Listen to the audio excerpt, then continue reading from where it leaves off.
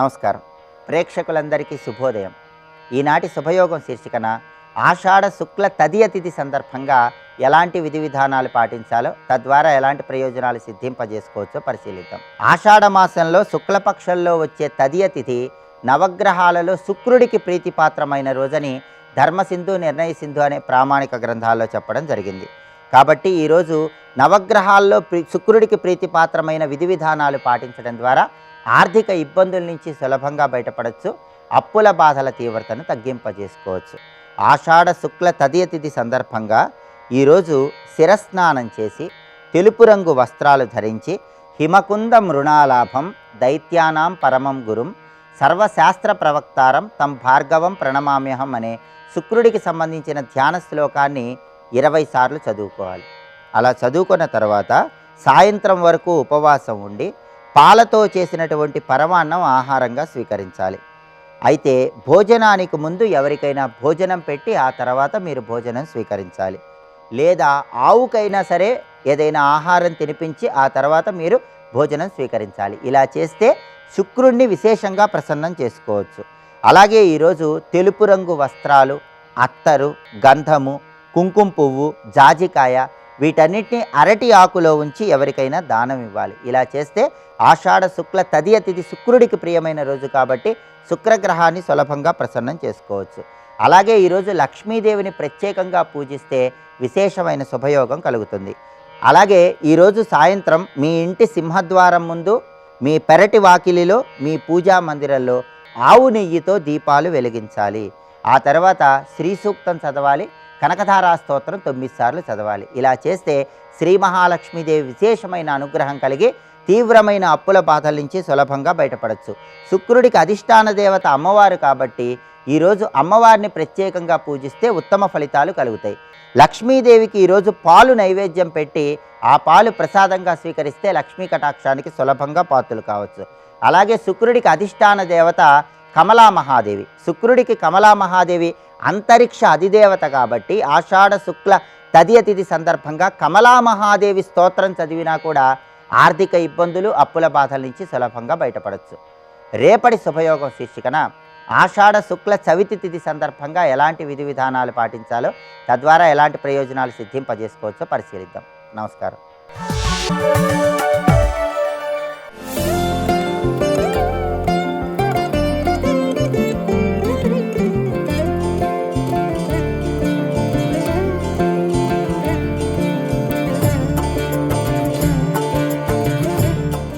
ఎన్ని జన్మలెత్తినా రామపాదాలపై నాకు దృఢమైన అనురాగము కలుగుగాక, ఇదొక్కటి వరం అని. ఇంకొక్కటి ఉందయ్యా, ఇదిగో వీడి నా కుమారుడు అంగదుడు, నేను వెళ్ళిపోయాను, సుగ్రీవుడు నా వల్ల బాధపడ్డాడు కనుక నాపై ఆగ్రహంతో ఎలా ప్రవర్తిస్తాడో నాకు తెలియదు.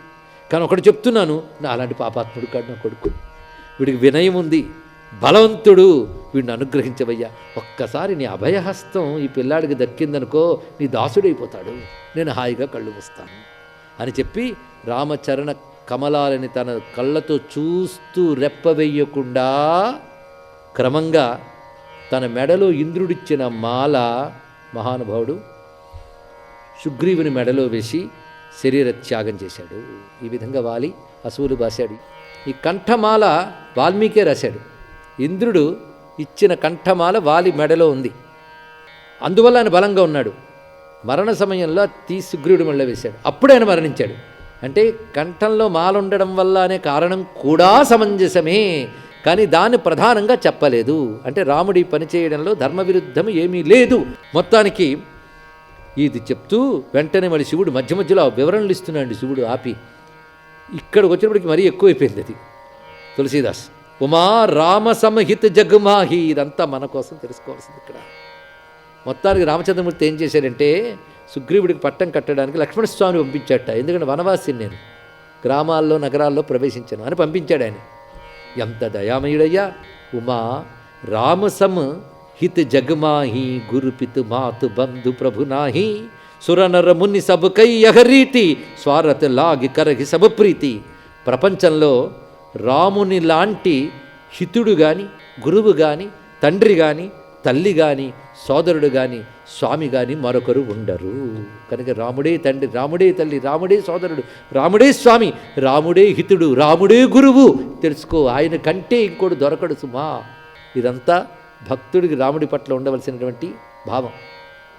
గతి సాక్షి ప్రభుర్భర్త, భగవద్గీతలో కృష్ణ పరమాత్మ చెప్పినటువంటి మాటే. ఆ భావంతో పరమాత్మను ఆశ్రయించాడు. గతి, భర్త, ప్రభువు, సాక్షి. భర్త అంటే భరించువాడు, పోషించువాడు, సాక్షి. ఈ భావంతో ఉండాలి.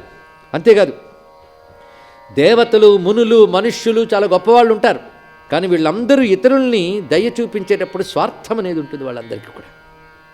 కానీ రామచంద్రమూర్తి ఒక్కడికే స్వార్థరహితమైన ప్రేమ ఉంటుంది సుమా. భగవంతుడు ఆయన ఒక్కడి ప్రేమే నిష్కపటమైనటువంటి అనురాగం. ఇది తెలియాలి. మొత్తానికి సుగ్రీవుని కపిరాజుగా చేసిన దయాళువైన రామచంద్రమూర్తి ప్రవశ్యనగిరిపై తానున్నాడు. ఇక్కడ సుగ్రీవుడి రాజ్యం వచ్చింది. హాయిగా వర్ష ఋతువంతా ఆనందంగా ఉన్నాడు. శరదృతు వచ్చింది. మొత్తం చాతుర్మాస్యాల్లో ఎవరు ప్రయాణాలు మొదలైనవి చేయరు. వాతావరణాలు కూడా పెద్ద అనుకూలించబట. అందుకే యతీశ్వరుడు మొదలైన వారు కూడా వ్రతంలో ఉంటారు. మొత్తానికి పట్టాభిషేకం చేసుకున్న తర్వాత సీతాన్వేషణ కోసం ప్రయత్నించకుండా ఇతడు భోగాల్లో మునిగి తేలుతున్నాడు. ఈ ఘట్టం దగ్గర వాల్మీకి చాలా అద్భుతమైన రాజనీతి విస్తారంగా అధ్యాయాలు కొద్దీ రచిస్తాడు. ఈయన క్లుప్తంగా చెప్పారంతే. ఇక్కడ ఈ వర్ష శరదృతు వర్ణనల్లో కూడా తులసీదాస్ చాలా అద్భుతంగా చూపిస్తాడు. ఇక్కడ చాలా విశేషమైన అంశం. ఇక్కడ ఆ దివ్యమైనటువంటి వర్ష ఋతువులో ఆయన చూపించినటువంటి మర్మములు చాలా చక్కగా వర్ణిస్తాడు. అద్భుతమైన వర్ణనలండి ఇవన్నీ కూడా. ఇవి ఎలాంటివంటే ఒకటి రెండు చిన్న చిన్నవి చూద్దాం. నదులు వరదలై పొంగిపోతున్నాయి. ఇది ఎలాంటిదంటే అంతవరకు సంపదలు లేని వాళ్ళు సంపదలు రాగానే గర్వంతో ఎలా మిడిసిపడతారో అంతవరకు నీరు లేకుండా నదులు వర్షాలు పడగానే తెగ మిడిసిపడి పొంగిపోతున్నాయి. ఇది అదేవిధంగా అంత శుద్ధమైన నీరు భూమి మీదకి తిరగగానే బురదగా మారిపోతుంది.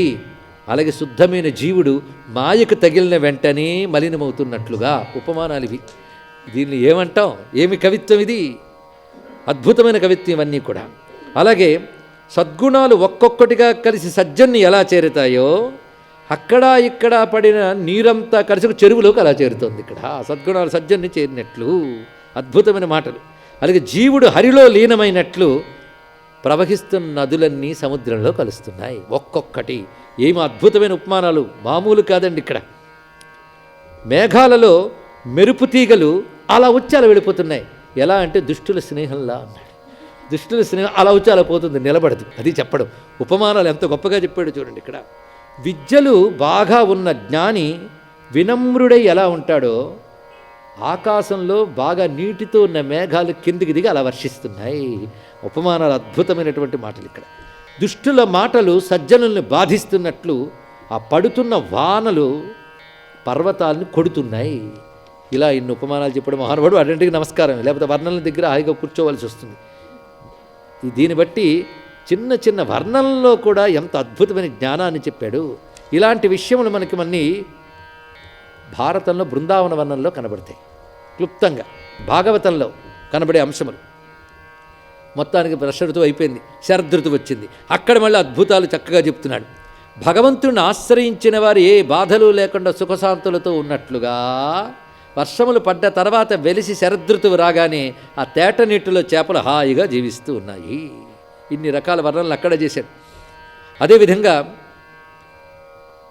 సజ్జనుల దర్శనం చేతనే పాపాలు పోయినట్లుగా శరశ్చంద్రుడి రాకతో వేడి తగ్గి చల్లదనం వస్తున్నది. ఇక్కడ చివరకు సద్గురువు లభించడంతో సందేహాలు భ్రమలు పోయి మనస్సు తేటపడుతుంది. శరదృతువు రావడంతో నీరు తేటపడింది, తేటపడింది. ఎంత రమ్యమైన వర్ణన చేశారండి. అయితే ఇప్పుడు అవసరమైన పని ఏమిటి? సీతాన్వేషణ కోసం ప్రయత్నం చేయడం. ఆ పని చేయడంలో కొంచెం ఆలస్యం జరిగింది. ఎవరి వల్ల? సుగ్రీవుడి వల్ల. ఎందుకు? దొరికిన రాజ్యం, భోగాలు అవన్నీ పట్టు కూర్చున్నాడు ఆయన. ఇది మర్చిపోతున్నాడు. అప్పుడు వెళ్ళి హనుమంతుడి హెచ్చరికలు చాలా బాగుంటాయండి, మధురమైనవి కనుక ఒకటి రెండు వాల్మీకి కూడా కలుపుకుందాం. ఎంత బాగా చెప్తాడంటే, ఎప్పుడైనా ఒక పాలకుడికి మిత్రబలం చాలా అవసరం. ఇది గుర్తుపెట్టుకో. ఎలాంటి మిత్రుడు దొరికాడంటే జగత్తుకే బలం ఇవ్వగలిగిన మహానుభావుడు నీకు మిత్రుడుగా దొరికాడు. నువ్వు భోగలాలసతో అలాంటి మిత్రుడి యొక్క బలాన్ని చేజార్చుకున్నావనుకో కష్టం. ఒకడు గుర్తుపెట్టుకో, రాముడికి నీ అవసరం లేదు. నేను రాముడిని చూడగానే పోల్చాను. ఆయన ఎవరవసరం లేకుండా ఆయన ఒక్కడు కొట్టగలడు రావణాది సమస్త ధనుజుల్ని. కానీ రాముడు నీ సాయం కావాలన్నాడు. అది నీ అదృష్టం. అలాంటి వాడికి మిత్రుడిగా సాయం ఇచ్చాను అనిపించుకుంటే నువ్వు క్షేమంగా ఉంటావు. నువ్వు వెళ్ళకపోయినా అని చేస్తాడు. కనుక ఆయన స్నేహం కాపాడుకోవడం నీకు అవసరం సుమా. అదండి కుమతి నివారు సుమతికే సంగి అంటే ఇది అర్థం. దుర్బుద్ధిని పోగొట్టి సద్బుద్ధిని కలిగించి అప్పుడు మిత్రుడు అవుతాడు ఆంజనేయ స్వామివారు. ఎంత బాగున్నదో చూడండి ఇక్కడ. ఆ విధంగా చక్కగా బోధించాడు. ఈ లోపల లక్ష్మణస్వామి వచ్చాడు. వాలిని కొట్టిన బాణం పదును ఇంకా పోలేదన్నట్ట. చాలా ఒక్క భయం. పైగా రాముడు కరుణామయుడు కదా, మన మిత్రుడు సుగ్రీవుడు మర్చిపోవద్దు, కేవలం భయపెట్టి మాత్రమే రా అన్నట్ట. దీన్ని బట్టి పోన్లే వదిలేద్దాం అనలేదు. ఇదంతా రాజనీతి అండి, ఇది తెలియాలి ఇక్కడ. నువ్వు వెళ్ళి భయపెట్టి, ఎందుకంటే తన కర్తవ్యం తాను మరిచిన వాడు గుర్తు చేయాలి. భయంతోనే గడగడలాడాలి వాడు, కానీ భయపెట్టి అంతే, శిక్షించుకున్నాడు. ఇక్కడ ఎవరితో ఎలా ఉండాలో తెలియాలి. కనుక భారతదేశానికి రాముడే ఆదర్శం. ప్రపంచాన్నంతటినీ ఆదరించగలిగిన అపారమైన కారుణ్యం రాముడి వద్ద ఉన్నది. ధర్మం తప్పితే తాట తీసేటటువంటి పరాక్రమం రామచంద్రమూర్తి వద్ద ఉన్నది. ఆ రెండూ కలిస్తేనే ధర్మానికి రక్ష. దుష్ట శిక్షణ, శిష్ట రక్షణ రెండూ చేయగలిగిన వాడే నిజమైన ప్రభువు. మీరు ఎంత కొట్టండి, నా నెత్తులు కారిపోయినా పర్వాలేదనేవాడు ప్రభువు కాడు. తెలుసుకోండి ఇప్పుడు మొత్తానికి గ్రహించవలసింది ఎవడు ప్రభు అర్థమైంది కదా. కనుక రాముడే ప్రభు, రాముడే రక్ష, శ్రీరామ రక్ష, సర్వజగద్రక్ష. అటువంటి అద్భుతమైన అంశాన్ని ఇక్కడ చెప్పాడు. అందుకు లక్ష్మణస్వామి ఎప్పుడు దాన్ని నిలబడ్డాడో పరిగెత్తుకెళ్ళాడు సుగ్రీవుడు. వెళ్ళి అంటూ ఉంటాడు, ఒకటి బాగా అర్థమైందయ్యా, అనుభవిస్తే కానీ తెలియదు. విషయాలు మత్తు, విషయభోగాలు అనుభవిస్తుంటే ఆ మత్తుకి సత్యాన్ని మర్చిపోతాం. ఇది మనకు బోధండి. అందుకే విషయాల ఆలస్యం ఇంత ప్రమాదం, కనుక వాటి వెంట వెళ్ళకూడదని తెలిసింది నాకు. స్వస్తి.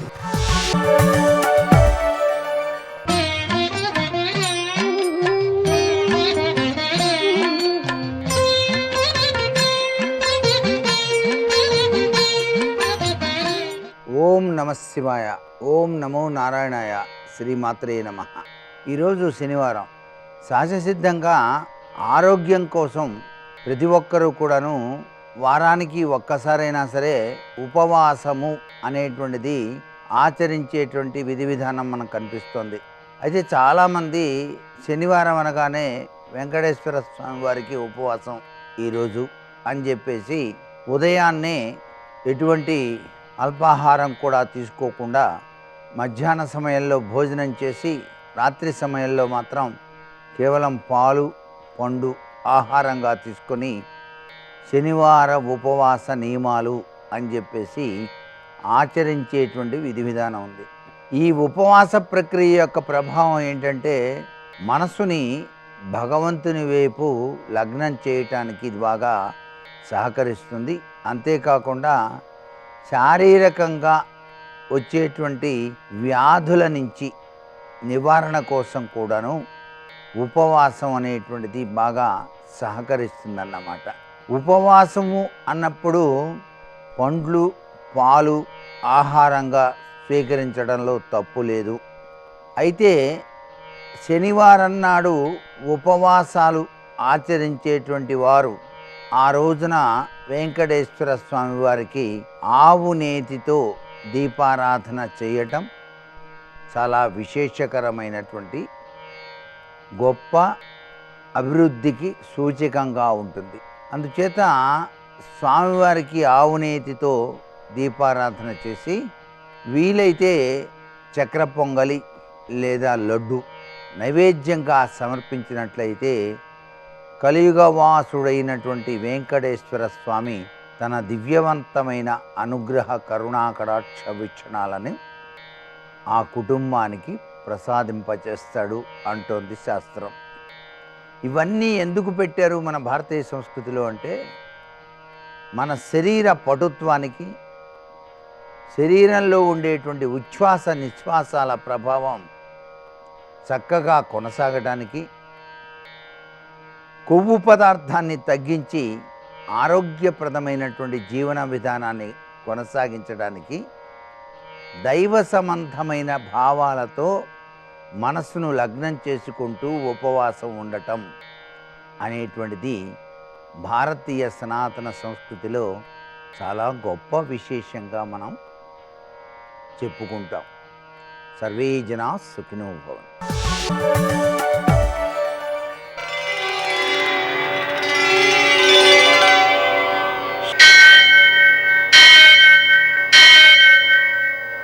सहस्रशीरुषं देवं विश्वाक्षं विश्वशम्भुवं विश्वं नारायणं देवमक्षरं परमं पदं विश्वतः परमां नित्यं विश्वं नारायणगुं हरिं विश्वमेवेदं पुरुषस्तद्विश्वमुपजीवति पतिं विश्वस्यात्मेश्वरगुं शाश्वतगुं शिवमच्युतं नारायणं महाज्ञेयं विश्वात्मानं परायणम्।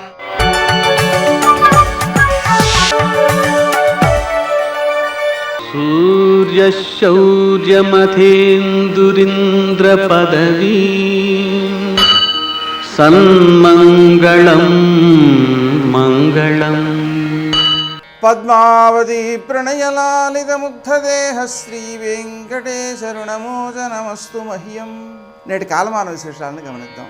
స్వస్తి శ్రీ చాంద్రమాన శుభకృన్నామ సంవత్సరం ఉత్తరాయణం గ్రీష్మ ఋతువు ఆషాఢమాసం శుక్లపక్షం శనివారం.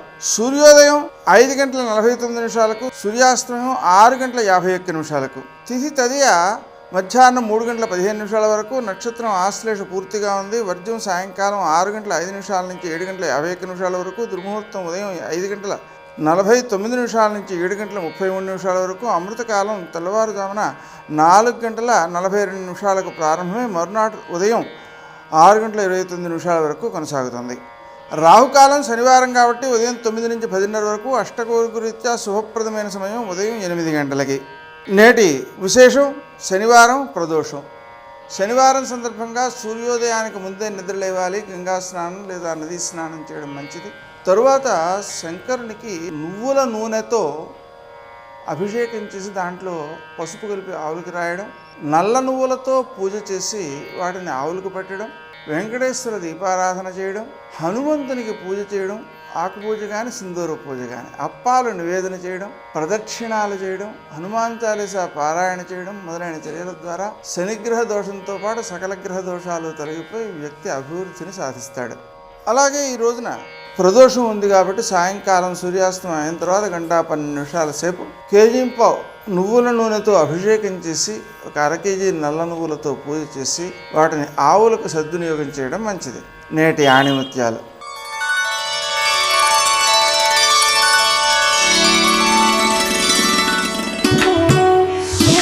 గొప్పవారు అయ్యేందుకు ఆరాటపడితే సరిపోదు, శ్రమించాలి.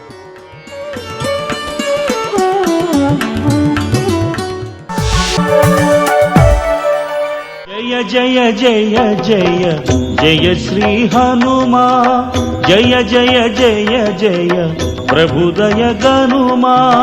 జయ జయ జయ జయ జయ శ్రీ హనుమా, జయ జయ జయ జయ ప్రభుదయ గనుమా. శేషుడికి తల్లిగా రోహిణీదేవిగా నందవ్రజంలో ఒకనాడు కృష్ణ భగవానుడి యొక్క అన్నగారికి తల్లి అయింది. ఆ రోహిణీదేవియే కద్రువ, ఆ కద్రువయే సురస. సురస అన్న పేరుతో రాక్షసీ రూపాన్ని పొందింది. అందుకని మాతృస్థానీయ, అమ్మతో సమానురాలు. ఎందుకని అంటే గరుత్మంతునికి పినతల్లి, గరుత్మంతుడు హనుమ అభిన్నులు కాబట్టి గరుత్మంతునికి పినతల్లి, కాబట్టి పినతల్లి తల్లితో సమానం కాబట్టి మాతృస్థానీయ. రాక్షసీ రూపాన్ని పొందింది. పక్కనున్నటువంటి వినతని బాధపెట్టింది, వైనితేయుల్ని బాధపెట్టింది, తన పిల్లల్ని మొయ్యమంది పాముల్ని, గరుత్మంతుణ్ణి. అలా గరుత్మంతుణ్ణి ఎలా శోధించిందో అలా ఇక్కడ హనుమని శోధించాలి. బాధ పెట్టినట్టు కనపడాలి, బాధ పెట్టి హనుమ యొక్క గొప్పతనాన్ని లోకానికి చాటాలి. అక్కడ గరుత్మంతుణ్ణి ఎలా పరీక్షించిందో ఇక్కడ అలా హనుమని పరీక్షించడానికి అధికారము కలిగినటువంటిది కద్రువ ఒక్కతే. అందుకే కద్రువని రాక్షసీ రూపంతో రమ్మన్నారు. కద్రువ రాక్షసీ రూపాన్ని పొంది వస్తే దాని పేరు సురస. కానీ ఆమె దాక్షాయణి, దక్ష ప్రజాపతి కుమార్తె, కశ్యప ప్రజాపతి యొక్క భార్య. అందుకే వినత కద్రువ ఇద్దరూ కూడా దక్ష ప్రజాపతి కుమార్తెలలో వాళ్లే. అందుకని ఆమె రాక్షసీ రూపాన్ని పొంది వచ్చి అడ్డంగా నించుంది. ఇప్పుడు నిలబడితే స్వామి హనుమ వచ్చేస్తున్నారు. ఆయన్ని చూసింది. చూసి ఆవిడంది, నువ్వు ఒక్కసారి నా నోట్లోకి ప్రవేశించు, భక్షయిష్యామి, నేను తినాలనుకుంటున్నాను, ప్రవిష్టోస్మి మమాననం, నా నోట్లోకి నువ్వు రా అంది. తినాలనుకున్న వాళ్ళు తినేస్తారు, అంతేకాని నా నోట్లోకి నువ్వు రా ఏమిటి అంటే పరీక్షిస్తోంది అక్కడ. అంతేకాని సింహిక తినేసినట్లు తినేయాలనుకోవడం ఆవిడ లక్షణం కాదు, శోధించడానికి వచ్చింది. ఇక్కడ వివేకం కావాలి. ఇలా ఎందుకంది ఆ మాట? ప్రవిష్టోస్మి మమాననం అని ఎందుకనాలి? భక్షయిష్యామి, నిన్ను నేను తినేస్తాను, నా నోట్లోకి రా అనరు. తినేయాలనుకున్న వాళ్ళు తినడానికి ఆపేస్తారు, వేగాన్ని ఆపి నోరు తెరిచి పట్టుకుంటారు. ఆవిడ నోరు తెరిచి పట్టుకోవట్లేదు, నోరు తెరిచి రా అంటోంది. ఏమిటి తేడా? ఎందుకని? అది వివేకం అంటే. అది ఉందా హనుమకి? తట్టుకుంటారా రేపు లంకలో? ఇది పరీక్షిస్తున్నారు దేవతలు. వెంటనే ఆయన మహానుభావుడు హనుమ చూశారు, ఇదేదో ప్రతిబంధకం వచ్చిందే, రాక్షసు వచ్చిందే, నోరు తెరిచిందే. ఆయన ఏం బెంగపెట్టుకోలేదు. వెంటనే ప్రహృష్టవదన శ్రీమాన్ ఇదం వచనమబ్రవీత్. ఆయన ముఖంలో సంతోషం అలాగే ఉంది. ఉపాసన చేసేవాడు దైవాన్ని చేరాలనుకునేవాడికి అనేకమైన కష్టాలు వస్తాయి. ఒక్కొక్కసారి సన్మానాలు వస్తాయి, ఒక్కొక్కసారి పెద్దవాళ్లతో పరిచయాలు వస్తాయి, ఒక్కొక్కసారి ఎంతటి వాళ్ళు నమస్కారం చేస్తారు, ఒక్కొక్కసారి ఎవడో రాళ్ళు విసురుతాడు. ఆ రాళ్ళు విసిరాడని బెంగపెట్టుకోకూడదు, పువ్వులు జల్లారని పొంగిపోకూడదు. రెండిటికీ తట్టుకోవాలి. సురస వచ్చి ఎదురుగుండా నిలబడింది రాక్షసీ రూపంలో. ఆయన బెంగపెట్టుకోలేదు. బెంగపెట్టుకోలేదని చెప్పడానికి మహర్షి అద్భుత ప్రయోగం చేస్తారు. ప్రహృష్టవదన శ్రీమాన్ ఇదం వచనమబ్రవీత్. పరమ సంతోషంతో ఆవిడ వంక చూశారు. చూసి రామకథ చెప్తారు. హనుమ సుందరకాండలో 1కి 10 మాటలు రామకథ చెప్తారు, అందుకు వింటారు సుందరకాండ. కానీ చెప్పేటప్పుడు మళ్ళీ మొత్తం కథంతా చెప్పరు, ఎక్కడ ఎలా చెప్పాలో అలాగే చెప్తారంతే. అందుకే ఎంత సంక్షిప్తంగా చెప్పారంటే, రామో దాశరథిర్నామ ప్రవిష్టో దండకాననం లక్ష్మణైన సహభ్రాత వైదేహ్యా చాపిభార్యయా అథవా మైథిలీం దృష్ట్వా రామంచా క్లిష్టకారిణం ఆగమిష్యామితే వక్త్రం సత్యం ప్రతిశృణోమితే అన్నారు. అమ్మ, దశరథ మహారాజు గారి కొడుకు రామచంద్రమూర్తి సీతమ్మతో కలిసి తండ్రిని సత్యమునందు నిలబెట్టడానికి అరణ్యవాసానికి వస్తే రాముడి భార్య అయిన సీతమ్మని రావణుడన్న రాక్షసుడు అపహరించాడమ్మా. ఆ సీతమ్మ జాడ కనిపెట్టడానికి వెడుతున్నాను, ఒక్కసారి సీతమ్మ జాడ తెలుసుకుని రామచంద్రమూర్తికి చెప్పి వచ్చి నీ నోట్లోకి వచ్చేస్తాను, నన్ను మన్నించమ్మా, వదిలిపెట్టు అన్నారు. ఆవిడ తినేస్తానంటలేదు, పట్టుకోవట్లేదు. ఆవిడంది కుదరదు, ఇది దేవతల వరం, అంటే నిన్ను పరీక్షించాలి, దేవతలు అడిగారు కాబట్టి నువ్వు నా నోట్లోకి వచ్చి వెళ్ళు అంది. నా నోట్లోకి వచ్చాక ఏమో నాకు ఆహారం అయిపోవచ్చు, నువ్వు పరీక్ష తట్టుకోలేకపోవచ్చు, కాబట్టి నా నోట్లోకి వచ్చి వెళ్ళు అంది. ఆయన అన్నారు, అలాగేనా అమ్మ, తప్పదా? అలాగే పెడతాను అన్నారు. పెద్ద శరీరం పెంచారు. ఆ శరీరం పట్టద్దు, ఆవిడ నోరు తెరిచింది. ఇంకొంచెం పెంచారు, ఇంకొంచెం నోరు తెరిచింది. ఆయన అపారమైన వివేకం ఉన్నవాడు, మహానుభావుడు హనుమంటే. సశింక్షిప్యాత్మనక్కాయం బభూవ అంగుష్ఠమాత్రక. బొటన వేలంత చిన్నవారైపోయారు అకస్మాత్తుగా. సురస పెద్ద నోరు తెరిచి ఇంకా పెంచుతారనుకుంటోంది. ఆయన బొటన వేలంతా అయిపోయి చటుక్కున లోపలికి వెళ్ళి బయటకు వచ్చేసారు. అమ్మా, ప్రవిష్టోస్మిహితే వక్త్రం దాక్షాయణి నమోస్తుతే గమిష్యే యత్ర వైదేహీ సత్యం జాసీధరస్తవ అన్నారు. అమ్మా, నీ నోట్లోకి వెళ్ళమన్నావు కదా, ప్రవిష్టోస్మిహితే వక్త్రం దాక్షాయణి నమోస్తుతే కనిపెట్టేశారు మహానుభావుడు, మహావివేకశాలి. అమ్మా, నువ్వు దాక్షాయణివి, దక్ష ప్రజాపతి కుమార్తెవి, కద్రువవి, సొరసగా వచ్చావు, నన్ను పరీక్షిస్తున్నావమ్మా, నీకు నమస్కారం. నన్ను తినడం నీ ఉద్దేశ్యం కాదు, శోధిస్తున్నావంతే. అమ్మా, అనుగ్రహించమ్మా, నన్ను ఆశీర్వదించమ్మా, సత్యం దాసీధరస్తవ, నేను వెళ్ళి ఆ వైదేహి జాడ కనిపెట్టాలమ్మా అన్నారు. పొంగిపోయింది. సర్వం శ్రీ ఉమామహేశ్వర పరబ్రహ్మార్పణమస్తు. స్వస్తి.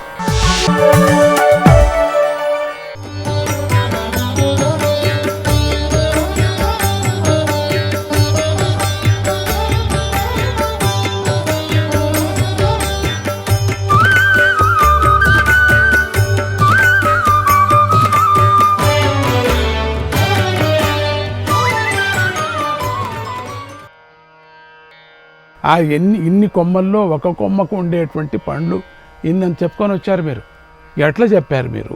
బాహుకుడు అడిగాడు. అప్పుడు ఋతుపర్ణుడు చెప్పాడు, ఓ సారథి, నాకు సాంఖ్యాశాస్త్రం బాగా తెలుసు, అందులో నాకు విశిష్టమైన శక్తి ఉంది, గట్టి పట్టు ఉంది.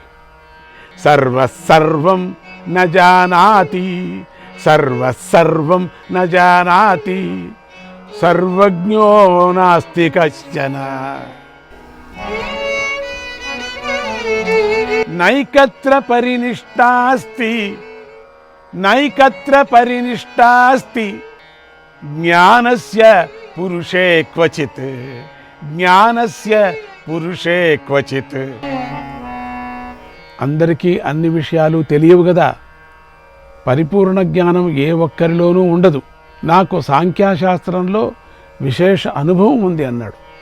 అప్పుడు బాహుకుడు అంటాడు, రాజా నాకు నమ్మబుద్ధి కావటం లేదు, మీ లెక్క నిజమో కాదో ఇప్పుడే తేలాలి. నేను నాకు అర్థం కావటం లే, మీరు చెప్పింది నాకు అర్థం కాలే, ఎందుకంటే దాన్ని ఎంచేవాళ్ళు ఎవరు? అట్లా ఉంది. రాజా సముద్రం దగ్గరికి వెళ్ళి ఈ ఇసుక 22 కోట్లు ఉన్నాయని చెప్తే ఎవడెంచుతాడు? అక్కడ ఇంత ఉంది, ఇన్ని అర్బుదాలు ఉన్నాయంటే, కోట్ల కోట్ల కోట్ల కోట్ల కోట్లు ఉన్నాయంటే నువ్వు చెప్పేది అబద్ధం అంటే అయితే ఎంచు చూడు, కావాలంటే నాది అబద్ధం కాదు. ఎవడని ఎంచుతాడు ఆ ఇసుకను, ఇసుక కణాలని? అట్లా అయింది స్వామి, అట్లా అంటున్నారు. కనుక కానీ మీరు చెప్పినటువంటి సంఖ్యలను ఇప్పుడే లెక్కించి నిజాన్ని ఇప్పుడే తెలుసుకొని లెక్క తెలుసుకుంటాను. మీరు చెప్పింది నా అనుమానం తీర్చుకుంటాను. మీ మీద అనుమానం కాదు, నా అనుమానం, నాకు అనుమానం వచ్చింది, తీర్చుకుంటా. ఒక ముహూర్తం కాలం పాటు ఈ గుర్రాలకు కళ్ళాలను వార్ష్ణేయుడు పట్టుకుంటాడు. గట్టిగా పెట్టుకో, నేను ఫలాలను లెక్కించి చూస్తాను. నువ్వేమైనా కళ్యాణం అటు ఇటు తిప్పావో ఉండవవి ఇక అంతే. అట్లా పట్టుకో గట్టిగా. నువ్వు ఒక గూటంలాగా, గూటానికి కట్టాను అనుకో, నువ్వు ఒక కట్టెలాగా అని చెప్పి పెట్టేశాడు అన్నాడు. ఋతుపర్ణుడు, ఓ బాహుక, ఈ సమయంలో ఆటలేమిటయ్యా, ఇది ఆటలు ఆడుకోవటానికి సమయం కాదయ్యా. అవతల పెళ్లి జరుగుతోంది, దమయంతికి పెళ్లి అయిపోతుంది. వెళ్ళటం ఆలస్యమైతే ఆమె మెడలో ఎవడో తాళి కట్టేస్తాడు. ఇక కాసేపటికి సూర్యాస్తం కూడా అవుతున్నది. ఏంటయ్యా నువ్వు పని చేస్తున్నావు? ఆమెను తీసుకొని వెళ్ళిపోతాడయ్యా, అంతే. ఇప్పుడు ఆటలాడకయ్యా, నేను చెప్పింది అంతే. ఇంకా నీకు పుణ్యం ఉంటుందయ్యా. ఇది ఆలస్యం చేయటానికి తగిన సమయం కాదయ్యా. నువ్వు చెప్పినట్టే ఉన్నాయ్యా పండ్లు, ఆ పుష్పాలు, ఆకులు అయ్యా. నువ్వు చెప్పినట్టే వింటానయ్యా. నువ్వు బాహుక, ఓ బాహుకుడా, దిగద్దయ్యా, రథం దిగద్దు. ఈ వార్ష్ణేయుడితో అవుతుందే, ఈడు కూడా బక్కచిక్కగా అయిపోయాడు. అమ్మో అయ్యలేదు. నువ్వు బాహుకుడు, నువ్వు చెప్పినట్టే ఉన్నాయి, అన్నీ పండ్లు, అన్నీ ఆకులు, నువ్వేం చెప్తావో అంతే. తప్పయ్యా, తప్పు చెప్పాను అంటాడు. అప్పుడు బాహుకుడు ఋతుపర్ణుడితో, మహారాజా ఎందుకు కంగారు పడతారు మీరు? కంగారు పడకండి, ఒక్క ముహూర్త కాలం వేచి ఉండండి. అటువంటి 14, ఒక ముహూర్తం అంతే. మీరు అద్భుతమైన విద్యను ప్రదర్శించారు, చాలా బాగుంది. అద్భుతమైనటువంటి ప్రదర్శన విద్య. ఒక ముహూర్త కాలం అంతే కదా. ముహూర్తకాలం అంటే ఎక్కువయ్యాది, 3 గంటలు అవుతుంది. కంగారు పడాకండి మీరు. మీ లెక్క వేరే, నా లెక్క వేరే. ఇప్పుడే అన్నారు సాంఖ్యశాస్త్రం అని, ముహూర్తం అంటే 3 గంటల, కావాలంటే ఎవరినైనా అడగండి చెప్తారు అని అంటూ కంగారు పడద్దండి. మీరు అద్భుతమైన విద్యను ప్రదర్శించారు. అంత విద్య పెద్ద విద్య.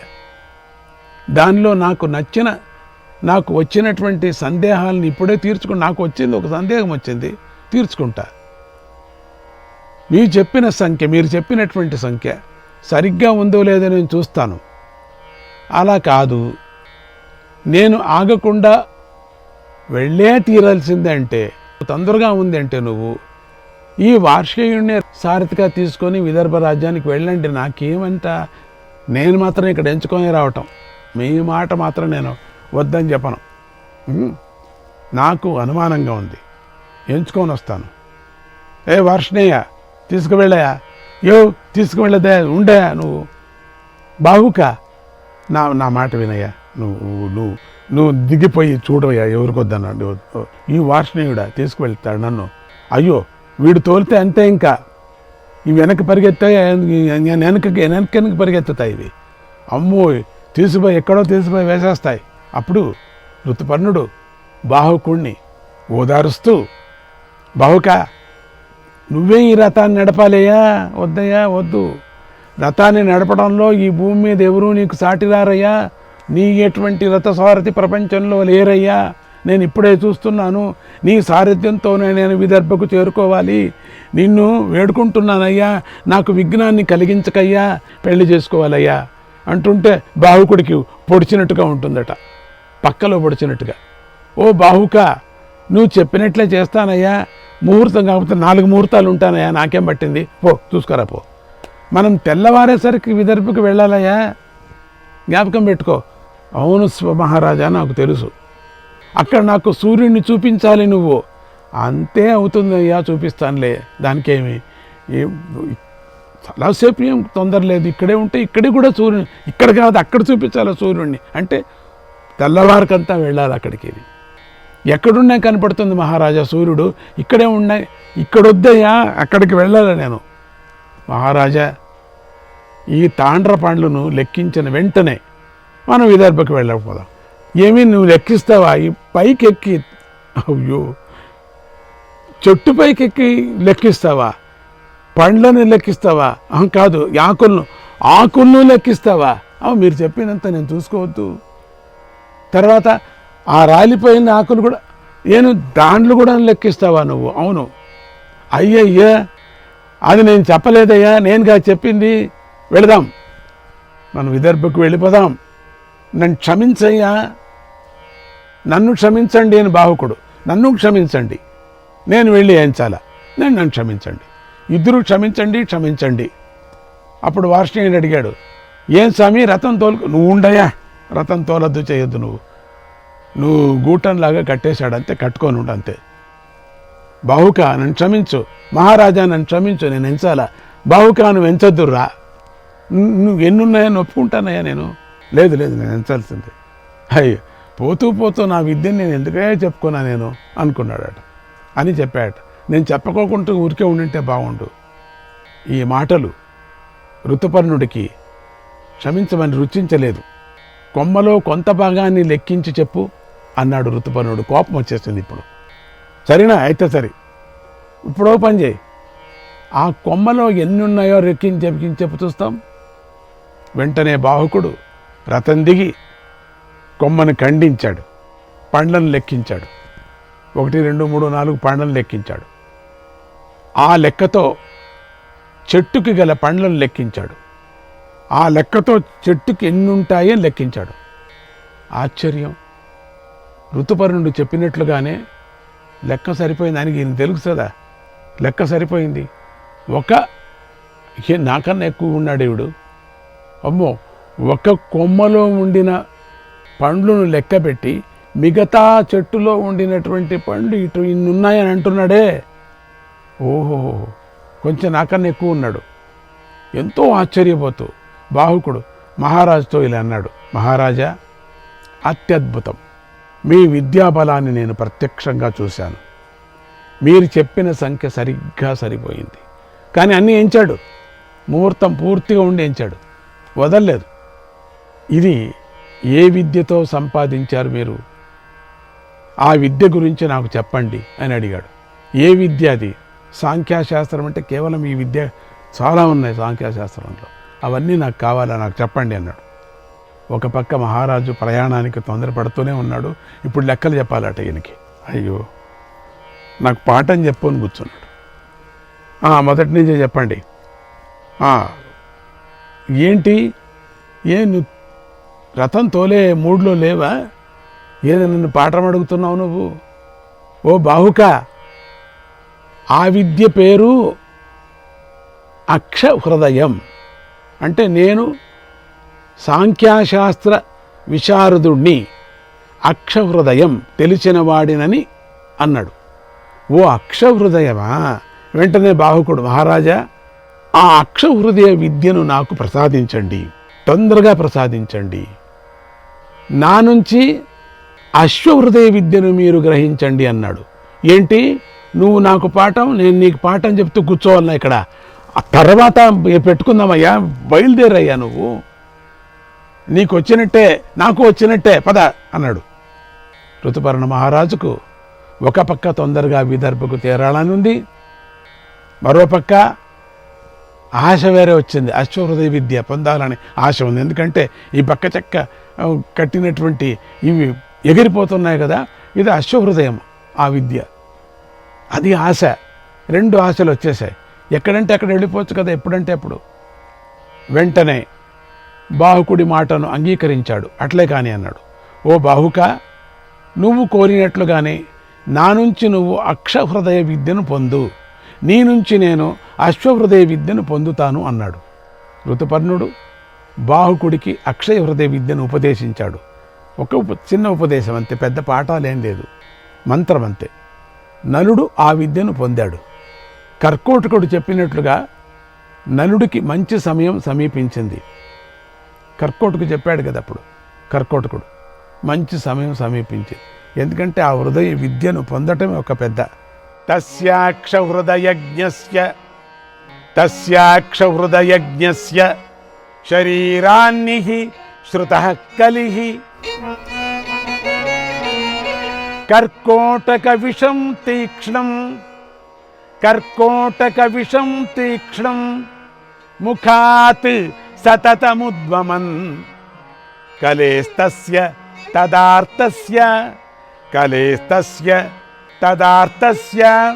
శాపాగ్నిస్స వినిశ్రుతః సతేన కర్షితో రాజా దీర్ఘకాలమనాత్మవాన్. వెంటనే కర్కోటక విషాన్ని మాటిమాటికి నోటి నుంచి కక్కుతూ నలుడిలో ఉన్న కలిపురుషుడు నలుడి శరీరాన్నుండి బయటపడ్డాడు. కొంచెంగా పోతూ ఉన్నాడు, కక్కుతూ పోతున్నాడు. ఇక్కడ వీడు కక్కటం లేదు, అక్కడ ఉండేటువంటి కలిపురుషుడు లోపల ఉన్నాడే ఆ కర్కోటకుడు, ఆ కక్కుతూ పోతున్నాడు. అప్పుడు నలుడికి కలిబాధలు తొలగిపోయాయి. అప్పటికి అది కలిబాధలన్నీ పోయాయి. కలిపెట్టిన బాధ వల్ల అంతవరకు నలమహారాజు తాను చెయ్యవలసిన పనిని తెలియనివాడిగా ప్రవర్తించాడు. విషం నుంచి ముక్తుడైన కలి తన స్వస్వరూపాన్ని ధరించాడు. కలి దాంతో నలమహారాజుకు విషయమంతా అర్థమైపోయింది. అప్పుడు అర్థమైంది నలమహారాజుకు. కలిపురుషుడిపై విపరీతంగా కోపించాడు. నువ్వా నన్ను పట్టుకుంది ఇన్ని రోజులు? నేను కర్కోటకుడు నా కోసం ఇట్లా చేశాడు ఉపకారం అనుకుంటే నువ్వు మధ్యలో పట్టుకున్నావా? జూదం నుంచి నువ్వు పట్టుకున్నావా? కలిని శపించాలనుకున్నాడు. వెంటనే కలి ఎంతో భయపడుతూ వణికిపోయాడట. నలమహారాజుకు నమస్కరిస్తూ, ఓ మహారాజా, శాంతించండి, కోపాన్ని నియంత్రించుకోండి, మీకు గొప్ప కీర్తిని కలిగిస్తాను. మీ చేత విడిచిపెట్టబడిన దమయంతీదేవికి మీపై కోపం కలిగింది, అయినా మిమ్మల్ని ఆవిడ శపించలేదు. కానీ ఆమె శాపము చేత నేను మీ శరీరంలో ఉన్నప్పుడు చాలా దుఃఖాన్ని పొందాను. నాగరాజు కాటు వేయటంతో నువ్వు పొందిన విషం నీ లోపల ఉన్నటువంటి నన్ను రాత్రి పగలు దహించింది. నేను కలిగి ఉన్నాను కదా, కానీ ఆ కర్కోటకుడు వేసిన విషంతో నేను చాలా కష్టపడ్డాను. శరణం త్వాం ప్రపన్నోస్మి శృణుచేదం వచో మమ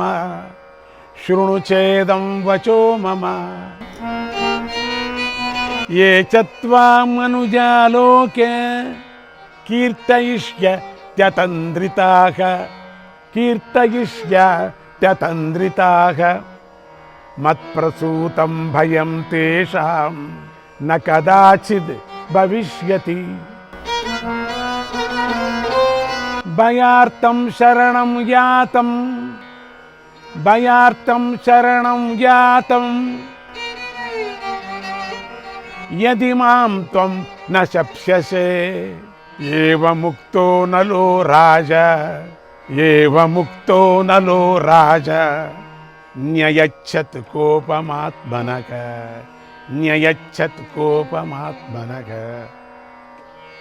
రాజా, నేనిప్పుడు నిన్ను శరణు కోరాను, నా మాట విను. శరణు పొందిన నన్ను నువ్వు శపించకుండా ఉంటే లోకంలో నిన్ను కీర్తించే మనుష్యులకు నా వల్ల ఏ భయమూ ఉండదు. అందుకని కలిబాధ ఉండిన వాళ్ళు నళదమయంతి కథను వింటే మంచిది అన్నారు. చూసారా, నా వల్ల కలినే వరం ఇచ్చాడట, ఏ భయము ఉండదు అని. అందుకని అక్కడక్కడ పూర్వకాలంలో నళదమయంతి కథలు వేస్తూ ఉండేవాళ్ళు, పల్లెల వాళ్ళు నాటకం ఆడేవాళ్ళు. శనివారం వెళ్ళి ఆడేవారు. శని మహాత్మ కథ ఎట్లనో నళదమయంతి కథ కూడా అట్లా వేసేవారు ఒకప్పుడు. అందుకని అది చూస్తే కలి బాధ శని బాధ రెండు పోతాయట.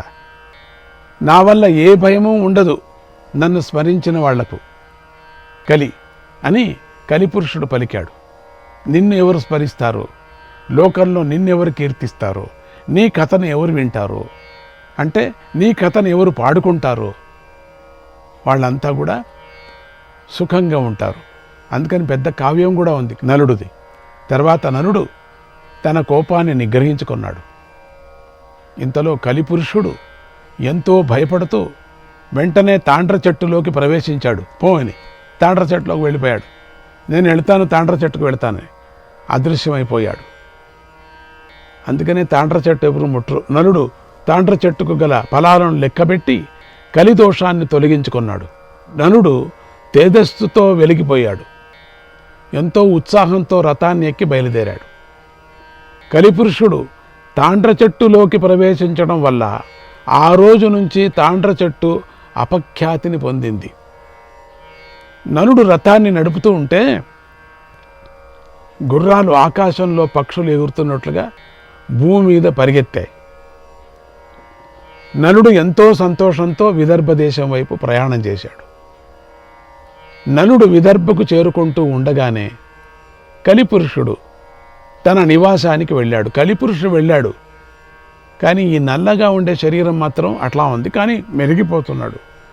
కళగా ఉన్నాడు, కానీ వికారం మాత్రం రూపంగా ఉంది. అలా కలిపురుషుడు విడవగానే నలుడి చింత తొలగిపోయింది. ఎప్పుడు అర్థమైపోయింది నలుడు, కానీ నలుడు రూపం మాత్రం మారలేదు, అలాగే ఉంది. ఎందుకంటే కర్కోటకుడు ఇంకా ఉన్నాడు కదా. కలి వెళ్ళిపోయాడు, కలి శని వెళ్ళిపోయాడు, కర్కోటకుడు ఉన్నాడే. శ్రీకృష్ణాయ పరమాత్మనే నమః. 73వ అధ్యాయం. బాహుకుడైనటువంటి నలుడు ఋతుపర్ణ మహారాజుకు చెప్పినట్లుగానే సరిగ్గా సూర్యుడు అస్తమించే సమయానికి విదర్భ రాజ్యానికి చేరాడు. అంతూ చెప్పాడు కదా, సూర్యాస్తంలో బయలుదేరినారు, ఉదయించే లోపల చేరుకున్నారు. ఒక రాత్రి ఏంటి, విదర్భ నుంచి అయోధ్య, ఎక్కడి నుంచి ఎక్కడికి, అక్కడ చేరుతూ కుండిన నగరంలోకి ప్రవేశించాడు. కుండిన నగరంలోకి, అది కుండిన నగరం అని పేరు. అంటే కుండిలుడు అనేటువంటి రాక్షసుడు, అది వేరే ఒక కథ ఉందిలేండి, అది ఒక నగరం. ఆ నగరంలోనే నలమహారాజు యొక్క గుర్రాలు ఉన్నాయి. అది కుండిల నగరం. గతంలో దమయంతి తన పిల్లల్ని వార్షేయుడికిచ్చి నలుడి రథంలో ఈ కుండిల నగరానికి పంపించింది. ఆ గుర్రాలు ఆనాటి నుండి ఈ కుండిల నగరంలోనే ఉండిపోయాయి. అవి బాహుకుడు నడుపుతున్నటువంటి రథఘోషను విన్నాయి. విని నలుడు దగ్గరే ఉన్నట్లుగా ఆనందించాయి. అవి ఎప్పుడూ నలుడు అంటే ఇష్టం కదా ఆ అశ్వాలకి. పాపం చిన్నప్పటి నుంచి అశ్వాలు వాళ్ళ ఇంట్లోనే ఉండింది కదా, దమయంతికి నలుడికి తెలిసినటువంటివి కదా. అవి ఇంతవరకు సరిగా ఆహారమే తినలేదట, ఇప్పుడు గబగబా తిన్నాయట. నలుడు వచ్చేస్తున్నాడు, మా నాయన వస్తున్నాడు, మా రాజు వస్తున్నాడు, మా తండ్రి వస్తున్నాడు, మా మహారాజు వస్తున్నాడని గుర్రాలు కనిపించిందని చూడండి. ప్రాణులంతే సాకిన ప్రాణులు. శ్రీకృష్ణాయ పరమాత్మనే నమః.